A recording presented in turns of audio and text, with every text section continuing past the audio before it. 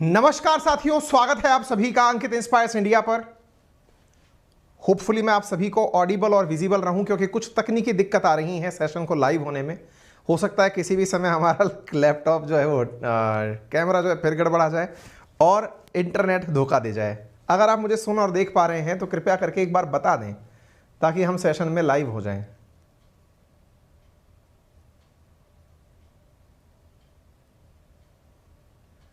नमस्कार साथियों। हाँ, हम लाइव हैं।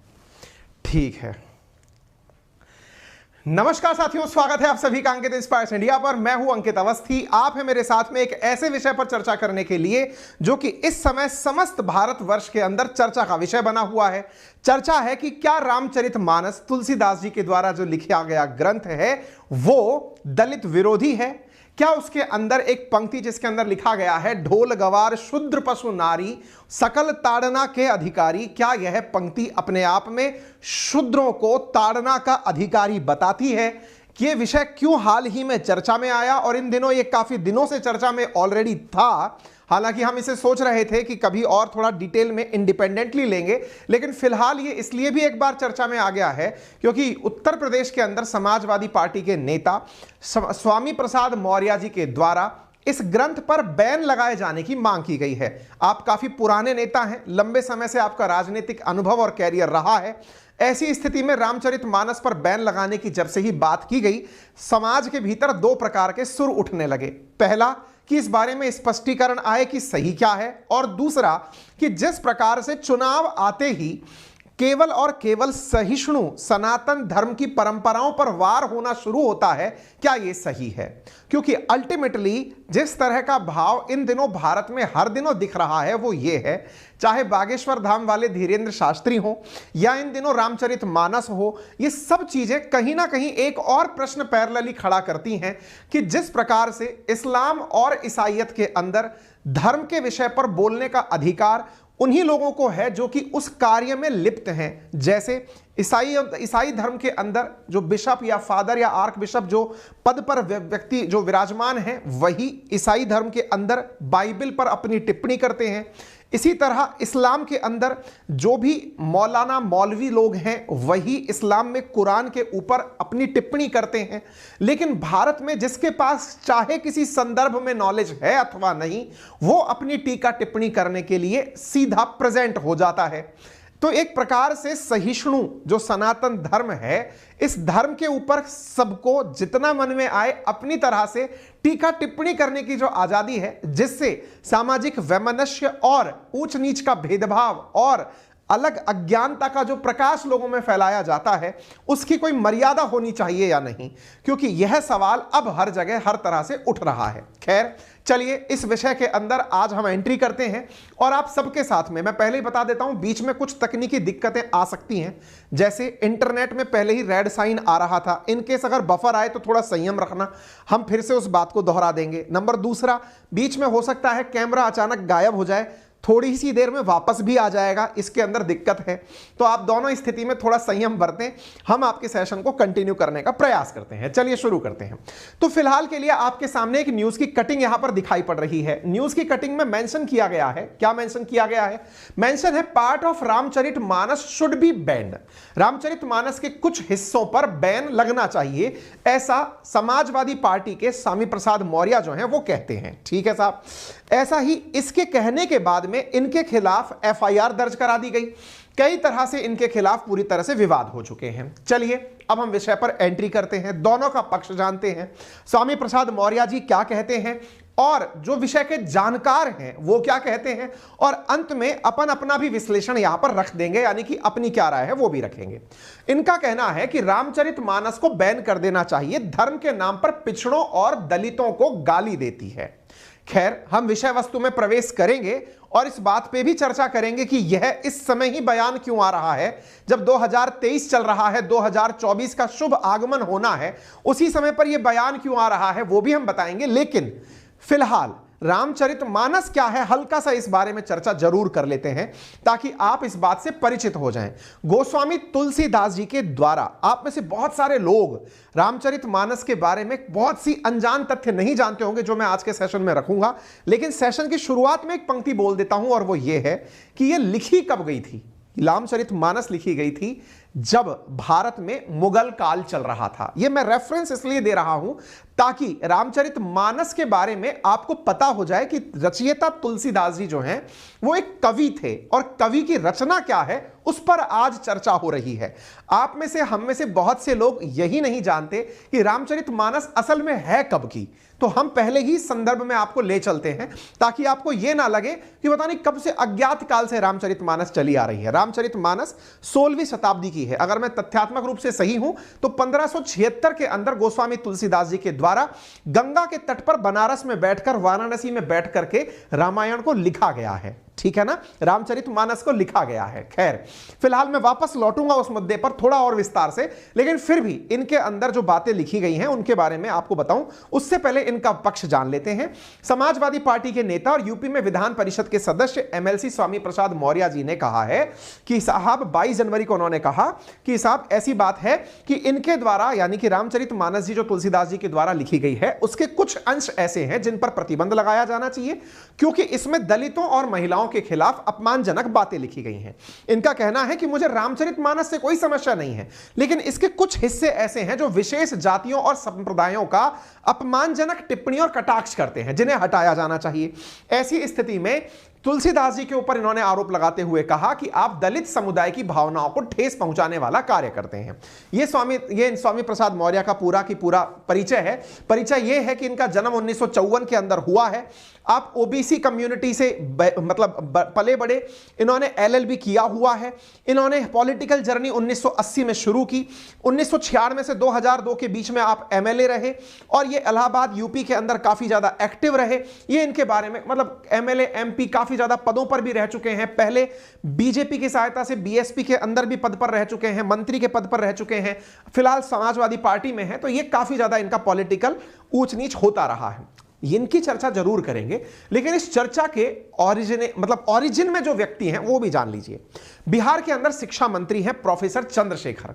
उन्होंने भी इसी प्रकार की एक टिप्पणी इनकी टिप्पणी से कुछ दिनों पहले की थी, जिसमें उन्होंने आज तक के एक पत्रकार को कहा था कि भाई मतलब जिस तरह की बातें हो रही हैं वो सही हैं और मैं इस पक्ष में हूं कि यह दलित विरोधी है। ठीक है, ऐसी स्थिति में स्वामी प्रसाद मौर्य का एक बयान बहुत विवादित हो रहा है और वो ये कहता है कि रामचरितमानस में जहां ये पंक्तियां मेंशन की गई हैं कि ढोल गवार शूद्र पशु नारी सकल ताड़ना के अधिकारी, यदि कोई धर्म शूद्रों को ताड़ना देना चाहता है तो ऐसे धर्म का ही सत्यानाश हो, मैं ऐसा चाहता हूं। ठीक है साहब, इनके द्वारा ये पंक्तियां कह दी गई। इसी प्रकार की पंक्तियां जो है बिहार के शिक्षा मंत्री चंद्रशेखर के द्वारा भी कह दी गई। अब रामचरितमानस पे दोनों के जो बयान हैं मैं आपको सुनाना केवल इसलिए चाहता हूं ताकि आप एक बार संदर्भ जान लें तो अच्छे से इस पर चर्चा हो पाएगी। वर्ग विशेष, जाति विशेष को अपमानित करने के लिए कुछ कहा जाता है तो सामूहिक आपत्ति है। रामायण की चौपाई है जिसमें उसका एक अंश है, ये बड़ाधम तेरी कुमारा सुपथ किरात कोलकलवारा। इनकी पंक्तियों में जिन विषयों पर चर्चा की जा रही है, अधम जाति होने का सर्टिफिकेट दे रहे हैं तुलसी बाबा इस चौपाई के माध्यम से। हम एक एक पंक्ति का आपको जवाब देंगे। इनको जो बातें इन्होंने कही वो भी हम आपको साथ में चर्चा करते हुए चलेंगे, और विशेष रूप से इसलिए क्योंकि इनके द्वारा जो कहा गया है वो तथ्य अधूरा है, पूर्ण है, रेफरेंस क्या है, सारी बातें आपसे आज के सेशन में करेंगे। लेकिन फिलहाल के लिए केवल आप इतना जान लीजिए कि जिस विषय को लेकर के इन्होंने अपने द्वारा बातें लिखी हैं और कही हैं, उसमें एक चीज आपको जरूर माननी चाहिए, और वो ये है कि इनका कहना है कि वे धर्म के ठेकेदारों से पूछना चाहते हैं कि क्या दलित, आदिवासी और पिछड़े हिंदू नहीं हैं, और अगर ऐसा है तो पिछड़े, दलित और आदिवासी हिंदू हैं, वे 85% हैं हिंदुस्तान के अंदर। 85% हिंदुओं को गाली देकर मुट्ठी भर 5% हिंदुओं की भावना की बात करते हैं। दोनों बातें एक साथ नहीं चलेंगी। एक प्रकार से आप यहां पर कास्ट सेंसस का भी अनुभव ले लीजिए। कास्ट सेंसस जिसमें यह बात उजागर की जा रही है कि देश के अंदर दलित, पिछड़े और आदिवासी हिंदू 85% हैं और 5% ही यहां पर उच्च जाति के लोग हैं, ऐसा इनके द्वारा मानना है। और इनका कहना है कि धर्म के ठेकेदार 5% हैं जो 85% पर राज करते हैं। अब मैंने आपको इनका पक्ष इसलिए इतना अच्छे से बताया क्योंकि अगर आपको इनका पक्ष पता नहीं होगा तो मेरे तर्क और जो आपके सामने मैं रेफरेंस प्रस्तुत करूंगा वो भी आपको कुतर्क लगेंगे। ऐसी स्थिति में आप पूरी तरह से सारी बातों को समझें, इसके लिए जरूरी है मुद्दा क्या है ये पहले से पता हो। ठीक है, अब चर्चा करते हैं रामचरितमानस की। क्या है रामचरितमानस? 16वीं सदी के अंदर रचित यह प्रसिद्ध ग्रंथ है और इसे तुलसी की रामायण, तुलसीकृत रामायण के नाम से आप जानते हैं। रामचरितमानस भारतीय संस्कृति में एक विशेष स्थान रखती है। आप इस बात से अंदाजा लगा सकते हैं कि इस पुस्तक का प्रकाशन गीता प्रेस गोरखपुर के द्वारा किया जाता है और अनुमानित है कि इस पुस्तक की अभी तक 5 करोड़ से ज्यादा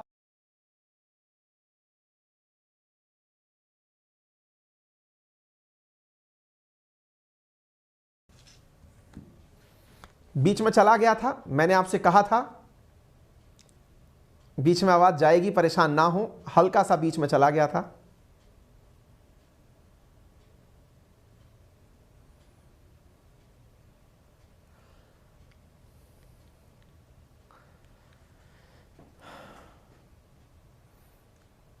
बीच में ब्लैकआउट हुआ था। मैंने आपको पहले ही चेतावनी दी थी, इसलिए आप साथ हैं तो धन्यवाद। तो आगे बढ़ते हैं। इस पुस्तक के बारे में थोड़ी सी जानकारी और जान लीजिए। जानकारी यह है कि तुलसी की रामायण संस्कृत में नहीं लिखी हुई है, यह अवधी भाषा में लिखी हुई है और हिंदुस्तानी भाषा में लिखी हुई है।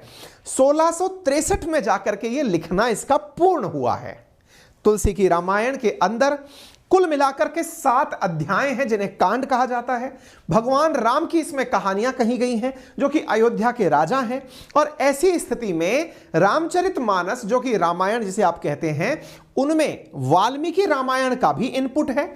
और सबसे इंपॉर्टेंट बात यह है कि गीता प्रेस गोरखपुर के द्वारा मैंने 5 करोड़ बताया था, तथ्य 7 करोड़ कॉपीज का है जो प्रकाशित हो चुकी हैं। हिंदी हार्टलैंड के अंदर रामायण को रामचरितमानस के नाम से ही जाना जाता है। रामचरितमानस में 7 कांड हैं। बालकांड, अयोध्या कांड, अरण्य कांड, किष्किंधा कांड, सुंदर कांड, लंका कांड, उत्तरकांड। छंदों की अगर संख्या गिनी जाए तो बालकांड और किष्किंधा कांड क्रमशः सबसे बड़े और छोटे कांड हैं, यानी बालकांड सबसे बड़ा और किष्किंधा कांड सबसे छोटा कांड है। यह जानकारी मैंने आपको दे दी। इस जानकारी में मैं आपको थोड़ी सी जानकारी और दे देता हूं ताकि आप इसको बहुत अच्छे से समझ पाएं, क्योंकि असल में यह मुद्दा बहुत ज्यादा धार्मिक भावनाओं से जुड़ा हुआ है और धार्मिक भावनाओं से जुड़े हुए मुद्दों में इस तरह की बातें पहले क्लियर हो तो ज्यादा जरूरी है। जल्दी से समझ लीजिए साथियों, जब भी किसी प्रकार की कोई बातें इस प्रकार के काव्य में लिखी जाती हैं, पहले यह जान लीजिए, हिंदी के ज्ञाताओं से बातचीत करके जो जानकारी मैं आप तक लेके पहुंचा हूं वो ये है कि तुलसी जी के द्वारा लिखा गया यह महाकाव्य असल में एक प्रबंध महाकाव्य है। प्रबंध का मतलब क्या हुआ? एक ऐसा काव्य जिसमें हर किरदार का अपना बोल लिखा गया है। अपना बोल से मतलब क्या हुआ? जिस प्रकार से आप कभी फिल्म को लिखता हुआ देखें, फिल्में किस प्रकार से लिखी जाती हैं कि नायक ये पंक्ति बोलेगा, नायिका ये पंक्ति बोलेगी, जो इसमें मतलब विलन है वो इस पंक्ति को बोलेगा, यहां पर प्रशंसक इस प्रकार से नारे लगाएगा। सबके सेंटेंस उनके रेफरेंस में लिखे जाते हैं और बोले जाते हैं। यानी प्रबंध काव्य में हर किरदार को उसकी भाषा बोलते हुए लिखा जाता है। जैसे राम जी ने कहा, जैसे सीता मां ने कहा, जैसे दशरथ ने कहा, कैकेयी ने कहा। यानी यहां पर तुलसी जी ने अपनी तरफ से कुछ नहीं कहा। वो एक ऐसी पंक्ति किताब लिख रहे हैं जिस किताब के अंदर हर किरदार अपने द्वारा जो कहा है वो बातें वहां लिखी गई हैं। प्रबंध काव्य है। अब इस प्रबंध काव्य के अंदर जिस बात पर बहुत ज्यादा आपत्ति है वो है सुंदरकांड के अंदर कही गई एक पंक्ति जिसका नाम है ढोल गंवार शूद्र पशु नारी सकल ताड़ना के अधिकारी। यह एक पंक्ति है यहां पर और उस पंक्ति को लेकर बहुत विवाद हो रखा है। देखो साथियों, आजकल हमारे देश में संस्कृति के नाम पर जो हो रहा है, देखिए बॉलीवुड का प्रभाव हमारे ऊपर कितना रहा वो मैं आपको थोड़ा सा एक भाषा में कहना चाहूं तो वो ये है कि आप और हम उस तरह की फिल्में देखकर बड़े हुए जिसमें यह दिखाया गया कि अगर कोई भी धार्मिक बात कर रहा है तो संभवतया majority of the chances time यही है कि वो पाखंडी हो सकता है। यानी कोई भी धर्मगुरु या फिर भगवाधारी जो व्यक्ति है वो पाखंडी हो सकता है, झूठा हो सकता है। सही क्या है? जो साइंटिफिक बातें और तार्किक बातें करे केवल वही सही है। यानी इतने सारे यूथ को आप और हम सबसे पहले तो जीरो से जब से हमने पढ़ाई शुरू की, नर्सरी, एलकेजी या फिर प्ले ग्रुप से हमने पढ़ाई शुरू की और हमारी जब तक एजुकेशन पूरी हुई, चाहे हमने अपनी एजुकेशन के अंदर टेक्निकल एजुकेशन ली हो, मेडिसिन की एजुकेशन ली हो या फिर मैनेजमेंट की एजुकेशन ली हो, जब तक हमारी एजुकेशन पूरी हुई तब तक हम सब ने एक बार भी अपने पठन पाठन में धार्मिक किताबों का अध्ययन नहीं किया। हमारी किताबों में कहीं पर भी इस प्रकार की चर्चाएं नहीं थी। धार्मिक किताबें हमारे तक कैसे आती हैं? हमारे घर वालों के संस्कारों से आती हैं। हमारे घर वाले अपने संस्कारों में हमें बचपन से हनुमान चालीसा पढ़ने के बारे में, सुंदरकांड पढ़ने के बारे में, रामायण घर में कभी किसी खास ओकेजन पर करवाने के कारण करते हैं। लेकिन क्या आपको एक संदर्भ मालूम है कि तुलसी जी ने रामायण की रचना की क्यों थी? अगर आपको नहीं मालूम है तो मध्यकालीन इतिहास भारत का उठाकर पढ़िए। मध्यकालीन इतिहास में असल मायने में यह बात बताई गई कि जिस समय मुगलों का आक्रमण भारत में हुआ और मुगल जब यहां आ रहे थे तो अपने रीति रिवाज और परंपराएं लेकर आ रहे थे। मुगल जब आ रहे थे तो अपने रीति रिवाज और परंपराओं में जहां बाबर, हुमायूं, अकबर और उनसे भी पहले विदेशी आक्रांता जो आ रहे थे, उनके रीति रिवाज और परंपरा भारतीय संस्कृति के अनुरूप नहीं थे। भारतीय संस्कृति के अनुरूप नहीं थे का मतलब क्या है? जब आपका राजा जैसा होता है, प्रजा वैसा बिहेव करने लगती है। यत्र राजा तत्र प्रजा। तो जब केंद्र में सरकार उस समय मुगलों की है और मुगलों के अंदर भाई भाई का कत्ल कर रहा है, सत्ता के लिए एक भाई दूसरे भाई को मार रहा है, माता का, पत्नी का, बहन का, रिश्तों का कोई वैल्यू नहीं है, कोई किसी भी प्रकार से किसी भी रिश्ते में विवाह कर ले रहा है, कुछ भी हो रहा है, एक व्यक्ति कई कई पत्नियों के साथ जीवन यापन कर रहा है, तो तुलसी जी को उस समय लगा कि संस्कारों को बचाए रखने के लिए, देखिए दो ही जीवन के अंदर लोग हैं जो आपको कुछ सिखाते हैं, वो शिक्षा है और आपका साहित्य है। साहित्य इंडिपेंडेंटली चलता है आपको कुछ लेसन देने के लिए और शिक्षा आपको परवरिश के दौरान दी जाती है। तो तुलसी जी जो कि अकबर के समकालीन हैं, वो उस समय की चीजों को देखकर भारतीय समाज के लिए एक पुस्तक रचित करते हैं, दैट इज रामचरितमानस। और वो रामचरितमानस में अगर आप में से किसी ने भी कभी उसे बचपन से लेकर आज तक पढ़ा हो, मेरा आपको सच बताऊं, एक मन करता है कि जब मैं मुश्किल से 5-7 साल अपने एक्टिव जीवन में और रहूंगा, मुझे बस इतना ही अपने आप से अपेक्षा है, हालांकि मैं अपना विज्ञापन नहीं कर रहा हूं, लेकिन फिर भी जान लीजिए मेरा एक मन यह भी है कि आज के यूथ को समय निकालकर उनके जितने भी ग्रंथ हैं उसके बारे में जितनी भी मिथ्याएं फैलाई जाती हैं, उन मिथ्याओं पर उन्हें स्पष्टीकरण दिया जाए, चीजों को जितना हो सके तार्किक आधार पर स्पष्ट किया जाए। जो भी अधूरा ज्ञान लेकर के टिप्पणी करने लोग निकल पड़ते हैं, उनसे उनको बाहर निकाला जाए। खैर, ये तो मेरी विचारधारा है, लेकिन इस विचारधारा में तुलसी जी की विचारधारा क्या है वो सुन लीजिए। अगर आप तुलसीदास द्वारा रचित रामचरितमानस को पढ़ेंगे तो उस रामचरितमानस के अंदर, जितना बचपन से मुझे सिखाया, मुझे पढ़ाया साथियों, उसके अंदर हर एक व्यक्ति का आदर्श किरदार लिखा गया है। आदर्श किरदार का मतलब समझते हैं? उसके अंदर एक भाई कैसा हो, एक पत्नी कैसी हो, एक मां कैसी हो, एक पिता कैसा हो, एक गुरु कैसा हो, एक राज कैसा हो, राम राज्य कैसा हो, जनता कैसी हो, एक एक के बारे में तुलसी जी ने ऐसी ऐसी बातें लिखी हैं कि रामचरितमानस के वो किरदार जब हम सुनते हैं जो कि हमारे जहन में एज इट इज बसे हुए हैं, असल मायने में वही हमारे संस्कार हैं। आज हम सबके पूजा पाठ में या किसी भी धार्मिक आयोजन में रामचरितमानस का पूजन क्यों अरे साहब, हमारे पैदा होने से लेकर हमारी शांति तक, हमारा जन्म होता है जय सिया राम के साथ और हमारा अंत होता है राम नाम सत्य के साथ। इसमें राम नाम की जो परिपाटी है ये असल में तुलसीदास जी के द्वारा आपके परिवारों तक पहुंचाई गई उस पुस्तक के द्वारा है। उस पुस्तक में हर किसी के लिए आदर्श वक्तव्य लिखा गया है।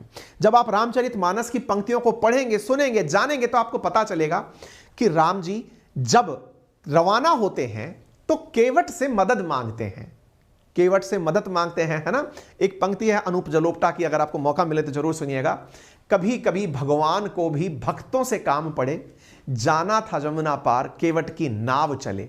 इस पंक्ति के अंदर जो मूल भाव है वो ये है कि भगवान ने केवट को भी महत्व दिया था कि आपका काम महान है, मैं आपको महानता देता हूं।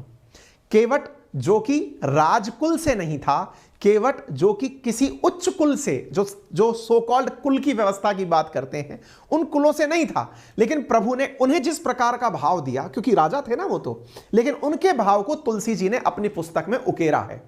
भगवान के बारे में तुलसीदास जी जब पंक्ति लिखते हैं तो वो ये बताते हैं कि किस प्रकार से शबरी, जो कि एक आदिवासी महिला है, जब वो प्रेम में लीन होकर के प्रभु को अपने मुख से चख कर कि कहीं मैं उन्हें खराब बेर ना खिला दूं, और वो चखकर भगवान को जब अपने बेर समर्पित करती है तो प्रभु श्री राम उन्हें आदर स्वरूप और पूर्ण भाव के साथ ग्रहण करते हैं। अगेन ये दर्शाता है कि प्रभु के द्वारा आदिवासी महिला के साथ भी जो व्यवहार किया गया वो प्रेम के वशीभूत था। यानी तुलसीदास जी ने, आप सोचिए, अगर आप तुलसीदास जी की पूरी रामायण को ढंग से पढ़ते हैं तो वहां पर रावण के बारे में भी भगवान राम के द्वारा अपशब्दों का उपयोग नहीं किया गया है। भगवान राम ने रावण को भी एक वीर योद्धा बताया है, बस वो एक अधर्मी हो गया है। यानी उन्होंने अपने दुश्मन को भी समझाने के लिए 5 मौके दिए कि अगर समझ सकता है तो समझ जा, अंत में तेरा अंत होगा। रावण को बार बार ललकारा गया कि तू बहुत बुद्धिमान है, तेरे अंदर सब है, लेकिन तू गलत मार्ग पर निकल गया, सुधर जा। नहीं सुधरा। आप सोचिए, जिस पूरी रामायण को अगर आपने कभी सुना या पढ़ा होगा, दशरथ जी के बारे में एक पंक्ति, मैं एक्चुअली पहले ही आपको इस बारे में इसलिए अवगत करा रहा हूं, फिर से इंटरनेट में इशू है, ये कई सारे इशू एक साथ चल रहे हैं लग रहा है। मेरा फ्लो बिगाड़ने के लिए इंटरनेट की दुश्मनी पर्याप्त है, लेकिन अगर चल रहा है तो आप मुझे बताते जाइएगा।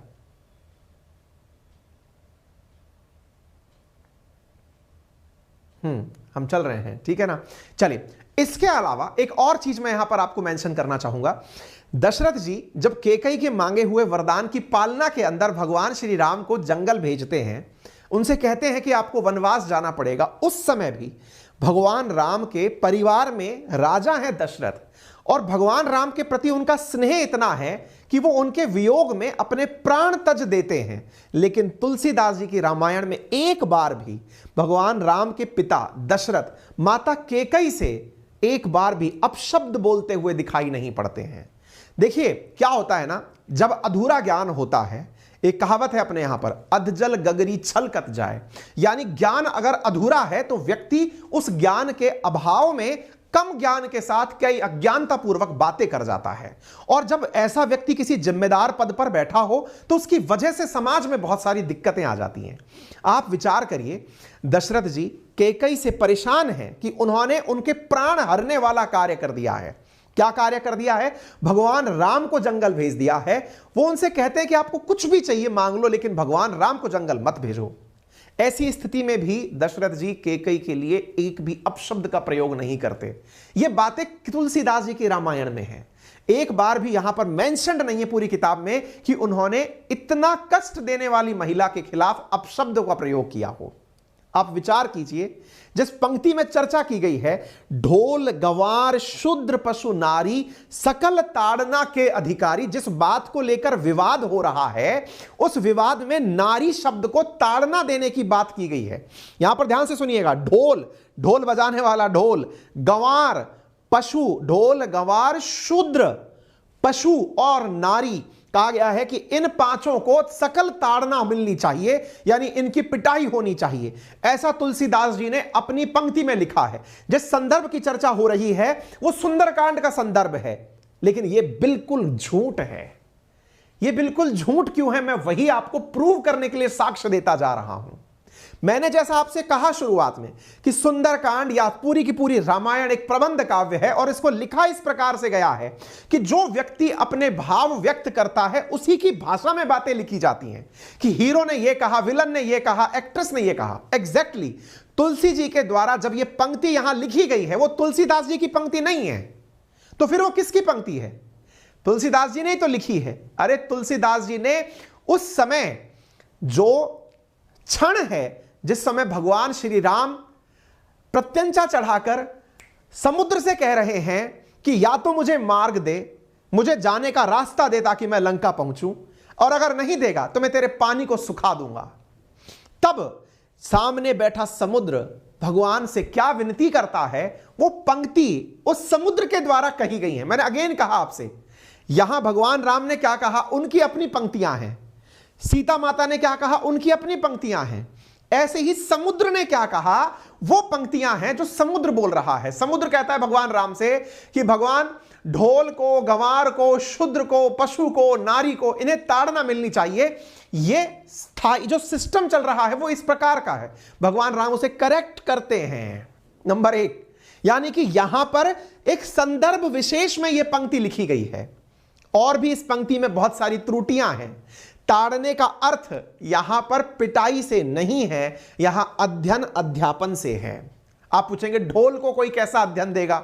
आपको अगर ज्ञान नहीं है तो आप ढोल नहीं बजा सकते। यह ढोल का लर्निंग ही है। गंवार, जिसके अंदर दिमाग नहीं है, उस व्यक्ति से आप बुद्धिमानी पूर्वक ट्रीटमेंट नहीं कर सकते। आपको उसके पागलपन का पता होगा तो ही आप उसके साथ बात कर सकते हैं कि इसको कैसे मैनेज करना है। अब कहेंगे ढोल गंवार शूद्र पशु नारी।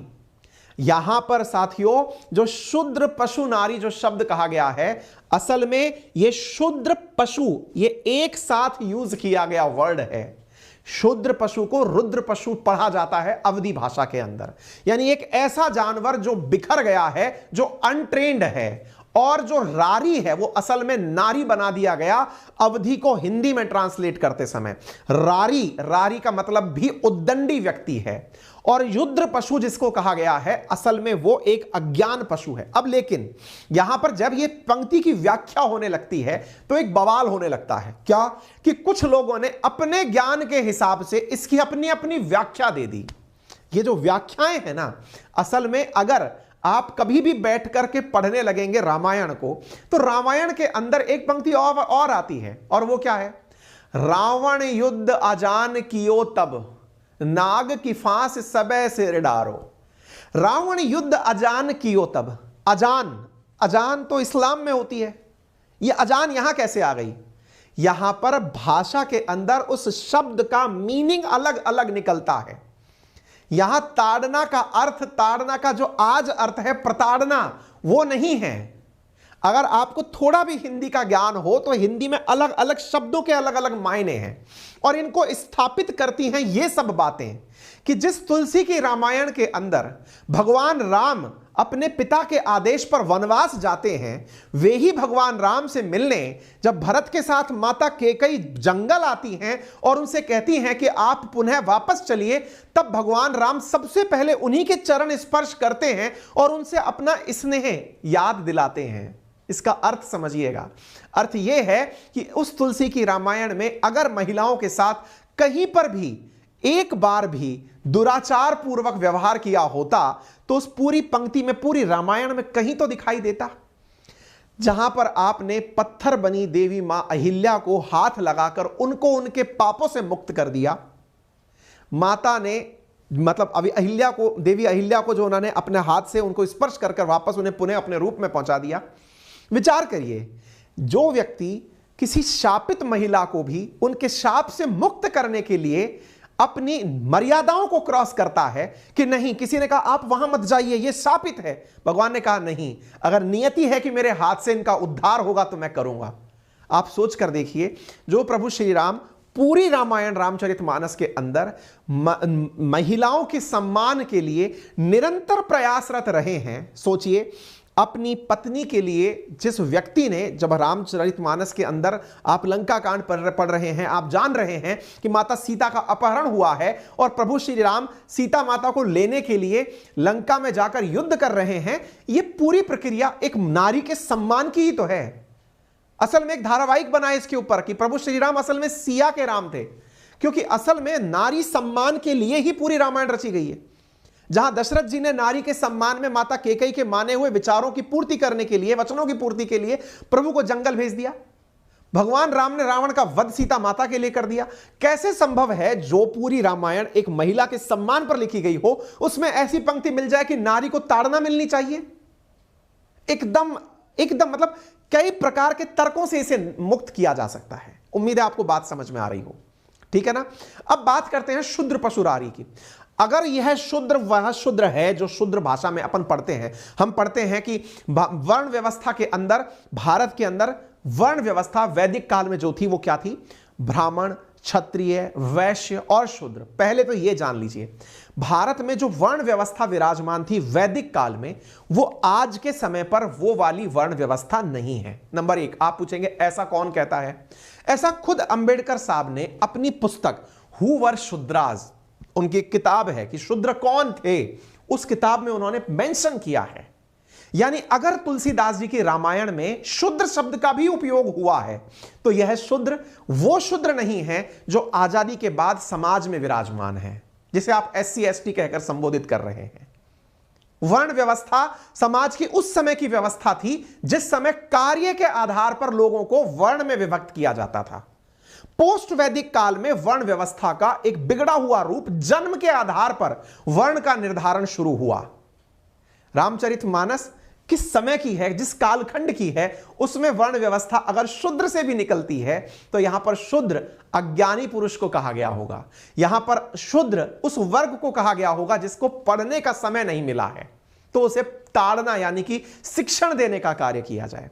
अगेन इसके वितर्क में तर्क क्या है कि यदि रामचरितमानस में यही स्थापित करना था, क्या यदि तुलसीदास जी अपनी रामचरितमानस में यह स्थापित करना चाहते थे कि शूद्रों को ताड़ना मिले, तो अगेन एक बहुत बड़ा प्रश्न बनता है। और वो प्रश्न ये है, वो किसी भी प्रकार यह सिद्ध ना होने देते कि भगवान राम ने शबरी के झूठे बेर खाए थे। यह बात भी तो आपको रामचरितमानस से ही पता चली है ना। अगर इतनी ही बात उन्हें कहनी थी एक पंक्ति के माध्यम से, सकल ताड़ना के अधिकारी यानी नारी ताड़ना के अधिकारी हैं, अगर उन्हें यह स्थापित करना होता, अगर उन्हें शूद्रों के खिलाफ बातें स्थापित करनी होती, तो शबरी के झूठे बेर मेंशन करने की क्या आवश्यकता होती? विचार करिए। यानी जितना बड़ा संदर्भ शबरी के बारे में लिखा गया, शायद वो लिखा ही नहीं जाता फिर तो, क्योंकि लिखने वाले तो खुद तुलसीदास जी थे ना। अगेन इसका मतलब क्या हुआ? कुछ लोग अपने राजनीतिक स्वार्थ के लिए पंक्तियों को तोड़ मरोड़ कर उस पंक्ति को उठाकर कि देखो रामचरितमानस में यह पंक्ति लिखी गई है, इस पंक्ति का अर्थ है कि यह धर्म विरोधी है। इसलिए मैं आपसे कह रहा हूं, अज्ञानता उतना ही, मतलब मैं क्या कह सकते हैं ना, उतना ही जहरीला है आपके लिए जितना जहरीला आप किसी प्रॉपर प्रकार से किसी विष को ग्रहण करें, क्योंकि दिमाग से ही तो चलते हैं ना आप अज्ञानता वश भी कुछ गलत निर्णय ले सकते हैं। खैर, मैं बीच में ही रोक करके काफी सारी बातें दे गया। मैंने रेफरेंस में बातें लिख करके लाया था, वो दिखाई नहीं। चलिए मैं रेफरेंस वाली बातें भी दिखा देता हूं आपको।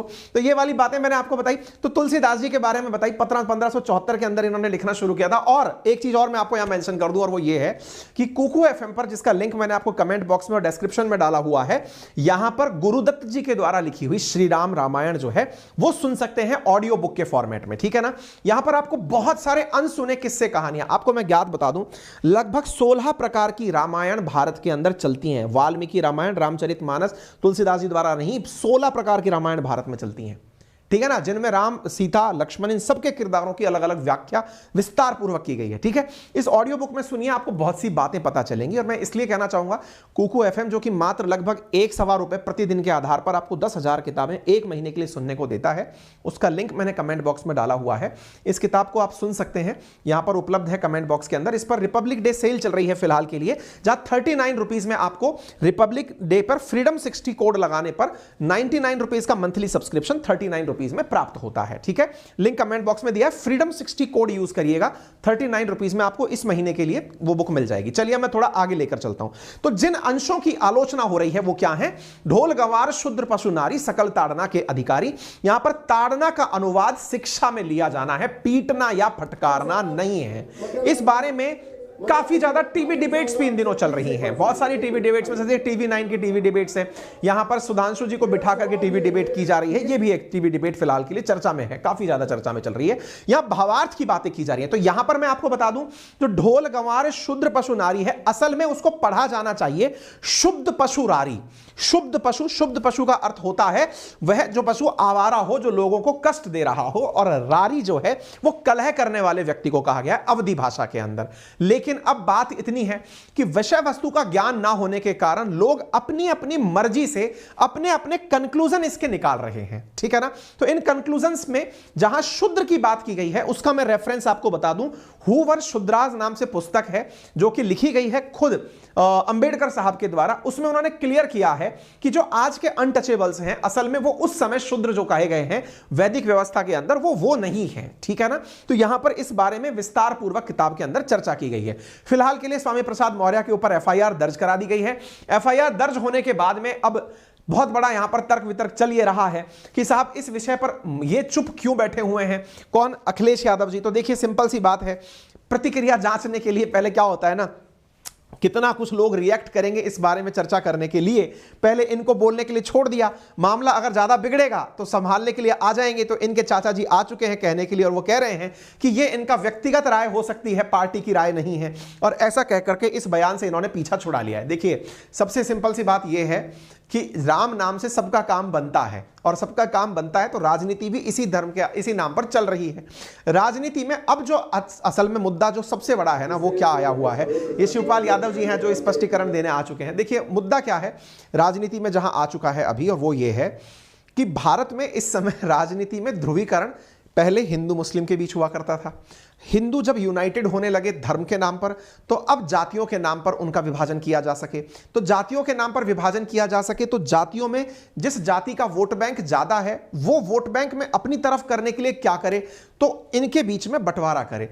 तो जाति व्यवस्था में विशेष रूप से ये जो जातीय आधार पर लोगों को बांटने के प्रयास किए जाते हैं, उनमें धार्मिक ग्रंथों को इस प्रकार से टीका टिप्पणी करके उनमें लोगों को, देखिए क्या है ना, नेता जिनको लोग बहुत सारे सुनते हैं, उनकी बातों को सुनने के बाद बहुत सारा लोग अपना मानस बना लेते हैं, उनकी तो राजनीति की रोटियां सिक जाती हैं, क्योंकि फिर वो नेताजी कभी बात करने नहीं आएंगे कि सही क्या है गलत क्या है।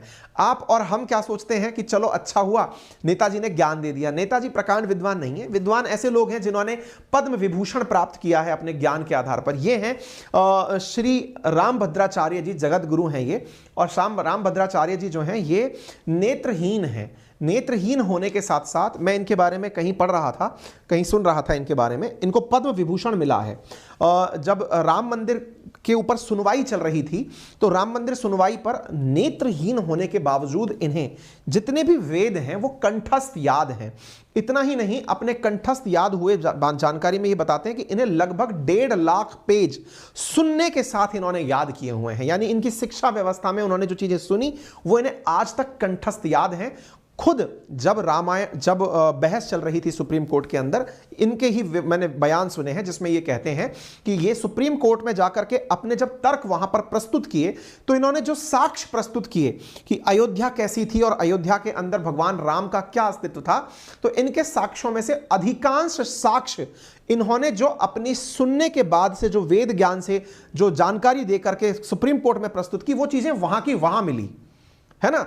इन जैसे लोगों का कहना तक आप सुनिए कि इन्होंने क्या कहा है उस पंक्ति के बारे में, क्योंकि जितना ज्ञान मुझे है उससे कई गुना ज्ञान धर्म के बारे में इनको है।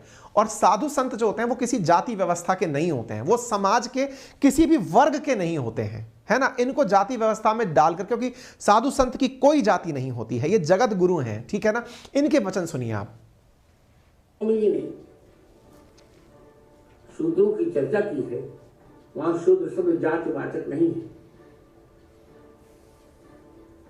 शुचा द्रातित शूद्र है, जो चिंता से अपना संतुलन खो देता है।